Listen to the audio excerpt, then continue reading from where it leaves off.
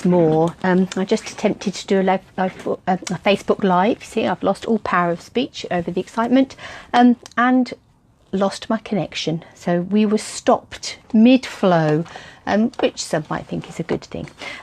Anyway, good afternoon. My name is Helen Jennings. I am a Stampin' Up demonstrator based here in the UK, and I thought I would pop in on this bright sunny Wednesday afternoon just to have a little bit of a chat about extending dies, making square dies into rectangles. That was the place where I started, what made me think that could be a good tip for this week, but also other dies that you can extend using exactly the same technique.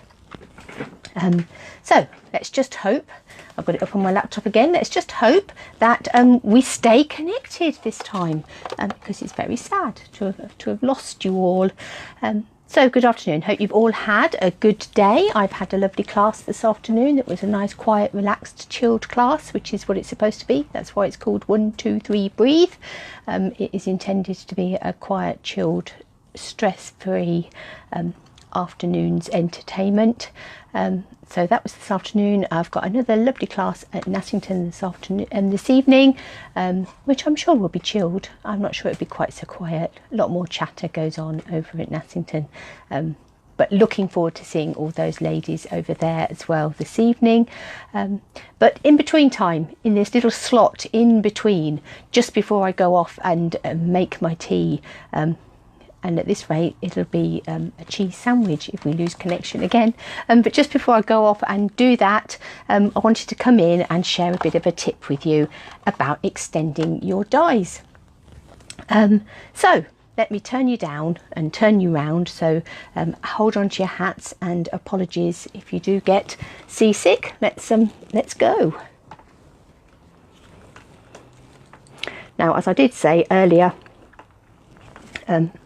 my office, my desk, is getting more and more bits of paper and things on it.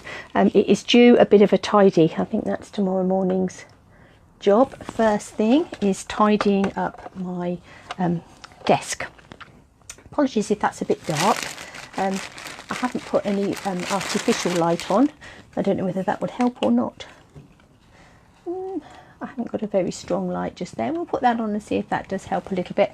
But I've got one of my bags of scrap card. This is how I store all my odds and ends of card. I have them all in little Polly Pockets. So I've got a great big box and Polly Pockets full of every colour card there is. And when I need an oddment, I just grab out the relevant bag. So I've just grabbed the bag of real red, because there seems to be lots of oddments in the real red bag. So let's use it. Let's have a bit of a play with some. So a piece of real red cardstock. I've actually put my magnetic platform on my Big Shot, because with this technique it does just help to have that little bit of an extra grab underneath. The other thing you could use is washi tape or low tack tape or something to keep your dies in place, but for now I've just used my magnetic platform, as I said. So let's put this die onto this piece of card. Now obviously here's a square I cut earlier.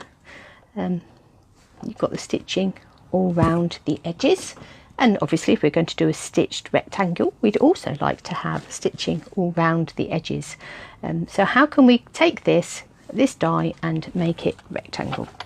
So what I'm going to do is I'm going to put that die on there, and I'm going to take the top plate. So obviously we've got the magnetic base plate, we've got one of the acrylic plates on. I'm going to take the second one, lay it on the top, but I'm going to lay the end of the plate so that it is just short of this sort of sidebar on the square.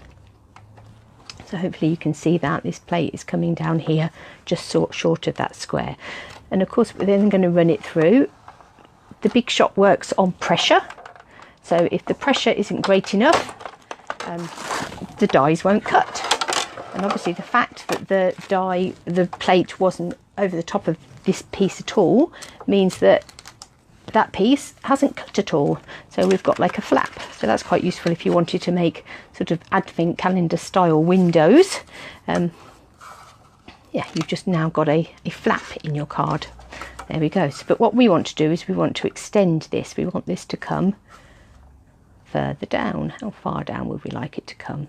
And you can actually feel that clip into place. So let's clip that into place like this. And we need to cut the other half of our rectangle. Now obviously this time we don't want this bit here cutting, because if this bit cuts, it's just going to cut a square, and this bit will just be left as a half stitched rectangle, which is, if that's the look you're after, then absolutely go for it. But in this case we're trying to get a stitched rectangle, so we're going to lay our plate so that it stops again just short of this sidebar, but this time the other end. And we're going to run this through, and then when we take this out, we've got a beautiful rectangle that's stitched all the way round, which is what we were after. And obviously the bigger the square, the wider the rectangle is going to be, and you could just keep going. I mean, you know, you could make it 2 or 3 long, or however long you like. You can make a long stitched strip if you were doing a scrapbook page or something like that. So there's turning our simple square into a rectangle. And obviously you can do this with just a plain square as well. If you didn't want a stitched square, you do a rectangle, you wanted a plain rectangle, you can do the same thing. And if we look at our card that has been left behind, we now have a beautiful window. So if you use one of the bigger squares out of the layering square die set, and if you use one of these bigger squares in here, you can cut yourself quite a nice window out of the front of a piece of C6 card, A6 card or a C6 card front. You can make yourself quite a nice window that you can then put acetate behind or vellum behind, any of those sorts of things. But you could also make yourself a frame, so you can cut a rectangle out the front of a piece of card and be left with a frame that you can then use on a card front, or with photographs as part of your scrapbooking pages or your memory and more albums. So you've got your rectangle that you cut, and you've got your rectangle that you are left behind with, and both of those are useful things to be able to do. And as we don't have a set of rectangle dies, we need a way of doing that, and that's the way we can do it. But as I said, it's not just using squares to make rectangles. There are other dies that you can extend as well. So let's have a look at this. This is out of the Night Owl framelit set, which was one of the new sets in the autumn winter catalogue, with those beautiful owls. And this is a frame for a banner or for your greeting, or whatever you want to use it for. So let us again put our top acrylic plate so it's just short at the end of that framelit. Run that through, come back, lift that up. Let's take this along. Again, feeling your way, feeling where that it wants to go in there. Take that along there. Let's put this back in here.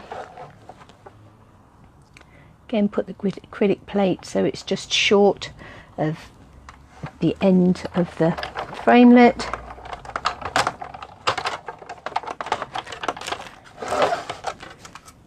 And there we have an extended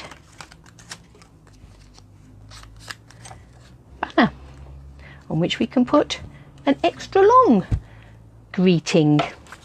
So squares into rectangles, extra long banners. What about some of the slightly fancier dies? Of course, you can't do this with all dies. You do need to pick and choose which dies it will work with. But let's have a look at this this garden bench, and this one is out of the pretty park framelits. So it's got a couple of benches in there, but we're going to use this sort of more wooden bench.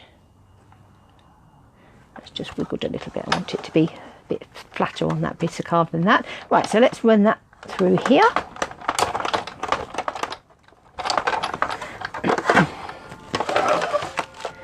Let's lift this up, and again feeling our way along there. Decide how long we want this to be.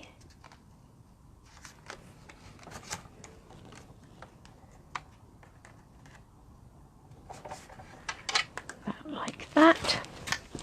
And again, we don't want this end bit to cut, so we'll put our acrylic plate just there as we wind this through. Take that out, and we have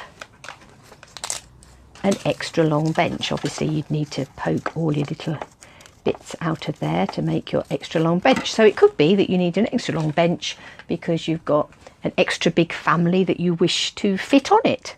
But equally you could take your scissors and where should we snip it? Let's snip it just there, and across there, and we'll snip that bit off. And that bit off,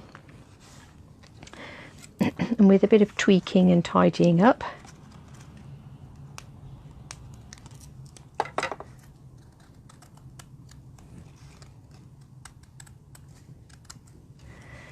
we shall be left, once all those holes out, with a nice long piece of fencing. And obviously again you can extend that as long as you need it. So if you wanted a piece of fencing that went all the way across the bottom of a 12 by 12 scrapbook page, you could have, just by continually extending it.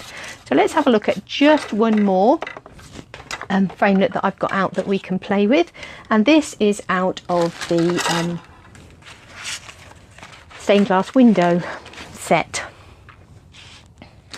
So let's find ourselves a nice piece of long card,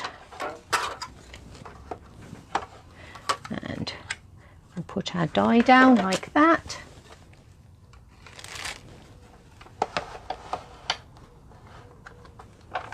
Run it through,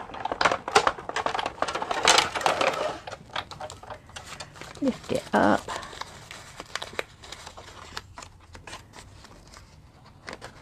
now obviously with this one,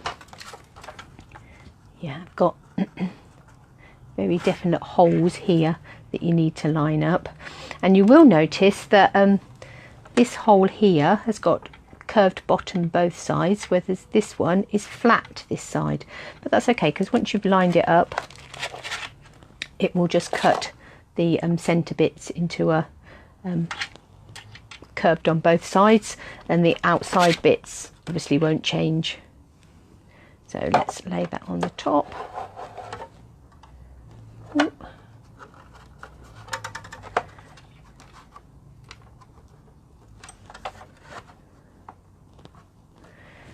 Put that like that, run that through.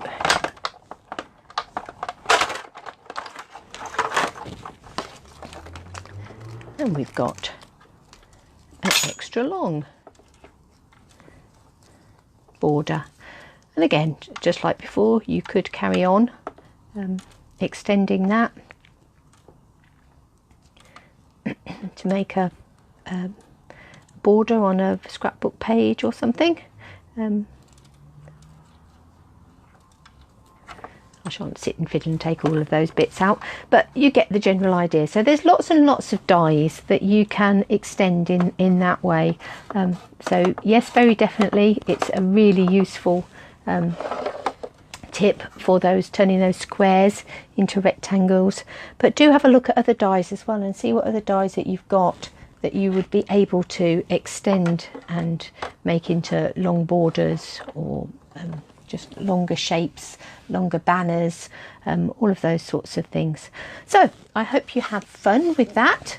I will hopefully, internet connection and all other things being well, be back tomorrow to do a bit of crafting with you, and hopefully we're going to create a card tomorrow. So that will be lunchtime tomorrow, so come and have your lunch with me tomorrow.